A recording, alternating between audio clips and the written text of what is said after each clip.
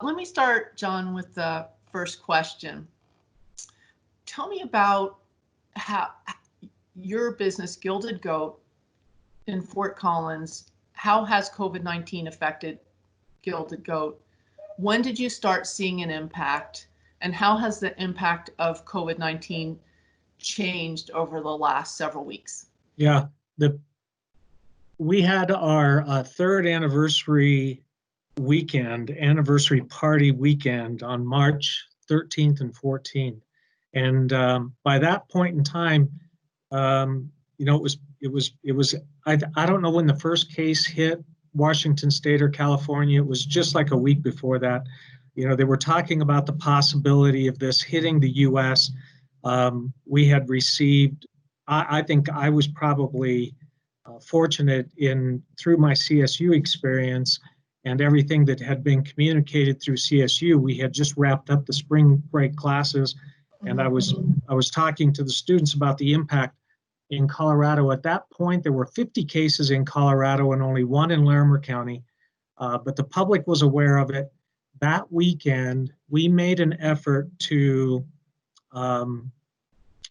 educate our employees as to what they need to be concerned about. That weekend, we were already wiping down tabletops. We weren't distancing as much as we were just being sensitive to making sure that everything was sanitized. Mm-hmm. Our weekend was down about 20%, and we knew that because of this, it would that we'd see that impact. On Sunday of our anniversary weekend, business really trailed off, and then on Monday, we heard from the governor that our business would have to be shut down that evening, Monday the 16th. And I know that date because we had stuff planned for St. Patrick's Day on March 17th, and we were closed that day for any on-premise consumption. What was pretty amazing was how quickly we adapted to an off-premise model in packaging. We spent all day Tuesday canning and packaging product for to-go and curbside delivery. So we weren't open, and we haven't been open since. And we had to furlough people. My first call on Monday was to the state unemployment office, and I think I hit them fairly early because I was still able to reach a person, and I don't think you've been able to do that since. So it happened instantly. I mean, the day that we had to shut the tap room down for on-premise consumption, of course, we lost 90% of our sales.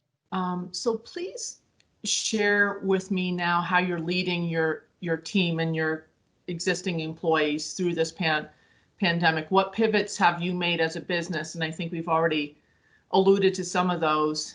And you might speak a little bit to your company values, and how have your values as a company helped you navigate through this pandemic? Just regarding values, I think that it's because we're a family-run business. We got together as a family and said, okay, how much capital is this going to require? Do we want to continue to do this? I mean, I think every business right now is asking that question. I mean, how hard do you want to work through this? Because I'm firmly convinced that the recovery is going to take much, much longer than people anticipate.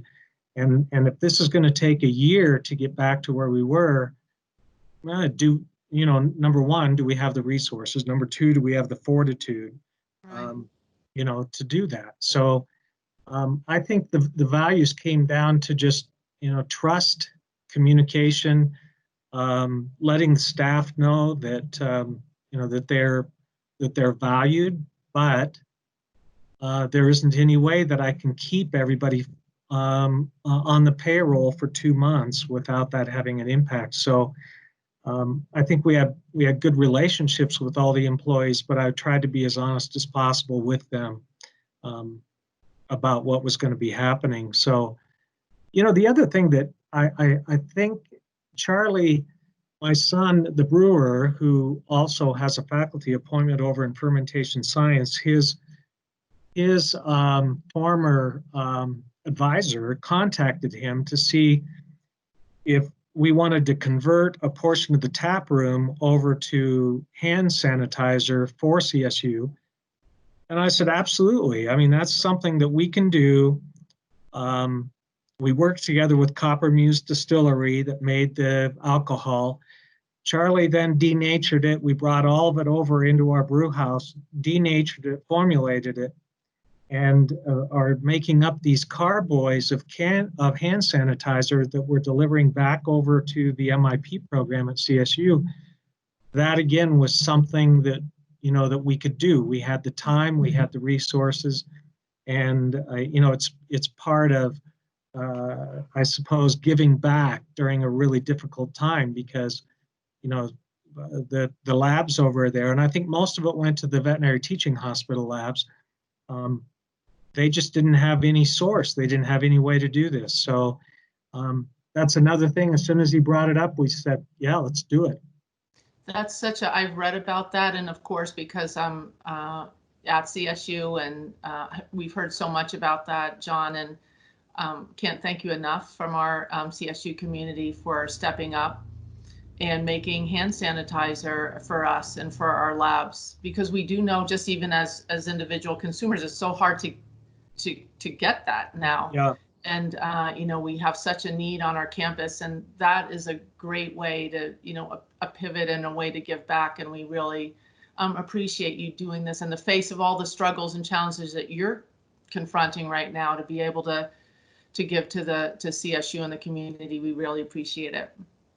Yeah, and really it's our pleasure to be able to do something like that. We're fortunate in that if we would have been a new business, and we've been in business for 3 years, we've accumulated about 3,000 names of customers in our database.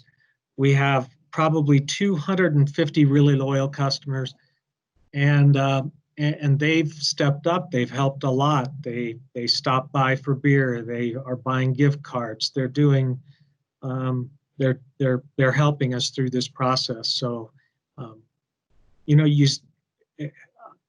don't know, you saw that article in the paper that said that up to 60% of the breweries were considering or thought that they may have to shut down at the end of this process. So I think that's going to be true of an awful lot of small businesses that are undercapitalized, or didn't apply for the SBA PP loan soon enough, or don't understand that process. It's going to take an awful lot of money to get through this, and we'll just have to see whether it makes sense from an ROI to continue on. I hope your customers come through for you. And yeah, they've been terrific. Yeah. What is the biggest learning that you've had in the midst of this global pandemic? Well, the kind of thing that you think will never happen. We sort of plan, our fiscal year, at least our cash flow, based upon, last year we were closed 2 days, Christmas and Thanksgiving. We closed the year before on Easter as well.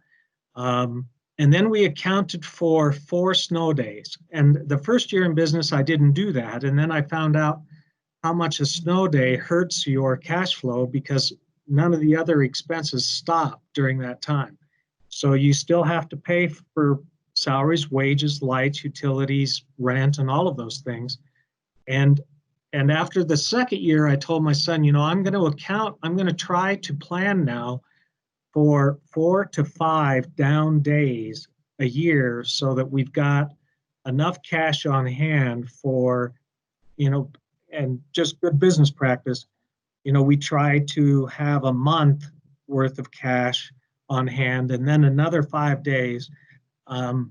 So cash flow management is huge, of course, and you don't really understand that until all of a sudden you're forced to be down for more than the 5 days that you thought that you might.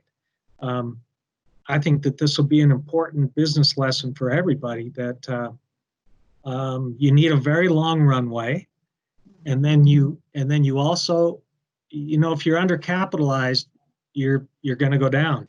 What is the impact of COVID-19 that you see might have on the long-term strategy of your business? Do you foresee any permanent changes to your business because of the pandemic? And maybe it's related to how you manage cash flow. I don't know. Well, this forces you to think of all of your channels, your marketing strategy for sure. A lot of people shut down during this time, and I think it's the exact opposite, frankly. This is a time where you step up your marketing activities, if you can, right? Because again, that comes down to what resources you have available to us. But we're going to expand the brew house during this time so that we now can respond better to a hybrid model, which is both on-premise and off-premise consumption. We haven't been in distribution in the past because I just felt like the economics of that model didn't make sense for us as a small brewery. We were highly dependent on the taproom model. Well, now we've learned you can't be that dependent upon just one channel. So we'll get the distribution piece going so that it's a little bit like, I guess, a portfolio diversification. We don't want to leave the margins that are associated with the on-premise model, but boy, we really have to diversify into a couple of other categories just to make sure that that you're protected. And on one hand, you want to continue to focus on what you're good at, but if that's been severely hit, then you also have to look at other opportunities and see what you need to do to diversify. But, just trying to think through that can really cloud your vision, I think. And you have to continue to stay good at what you're good at and see whether or not you can weather the storm. I suspect that it'll be a long time before people are comfortable in coming back into the tap room with 120 people in there. I don't think we won't see that, I think, for a year. What advice would you give to students, small other businesses, other founders of companies in the face of this pandemic? You just mentioned if you have the resources, does it make sense now to diversify your revenue stream? Is there anything else advice that you'd like to share? You rehearse what happens now if you have to be shut down because you've lost a key employee. So now you think through those things, and it gives you the opportunity to practice. And that's kind of what we're doing right now. This is the real deal. Of course, this isn't practicing, but I've always been struck by the fact that businesses don't practice to perform as often as probably they should. You need to prepare for these kinds of things and think through them, because now we've learned that they can in fact happen. I love the Gilded Goat. I can't wait to get back in there. Tell me what you're doing right now. I know your takeout. What can your patrons take home from Gilded Goat right now? Well, another thing that we converted right away was our online presence, and we put our whole point of sales system online. So now people can buy merchandise, and they can buy glassware, and they can buy gift cards, and they can do all that stuff online. We went to a delivery model. We're making several deliveries a day. You got to stay top of mind, because at the end of the day, if we're going to be around, we want to make sure that we're still top of mind with the consumers. They're going to have options. They always have options, right? Right. Well, the sun is out. The temperatures are rising. Everybody, right. We might be enjoying beer on our back patio pretty soon. So this is a time to take advantage of that. I just think it was so smart of you to convert your point of sale system, to adopt the takeout model, to keep it going, even at a lower level. And we just want to support you, John. We're really proud of you, in business for 3 years plus, and then this happened. But I feel like, you're doing everything that you can do to come out of this come out of this, and there is light out at the end of the tunnel. We know there's a lot of uncertainty still ahead of us. Like you said, when are people going to feel comfortable coming back and sitting in a tap room together? But we'll see. But you're doing a wonderful job, and best of luck to you and your brewmaster. Hey, thanks so much. And by the way, none of this would be possible without my longtime relationship with CSU, and I blessed and I'm grateful for that every day. And I try to take whatever we're doing within our living lab back into the classroom, to benefit the students. My data analytics course and my database course, we're talking an awful lot about this data, and really it's given us a great opportunity to bridge the gap between both. So I'm very blessed. Well, we love that, and we love that you can take your experience and bring it into the classroom, and really they're living this pandemic with you and seeing how it affects small business, but also how it affects the university, and what better education can our students be getting right now. So thank you for that too. Oh, you're welcome, and thanks so much, Beth.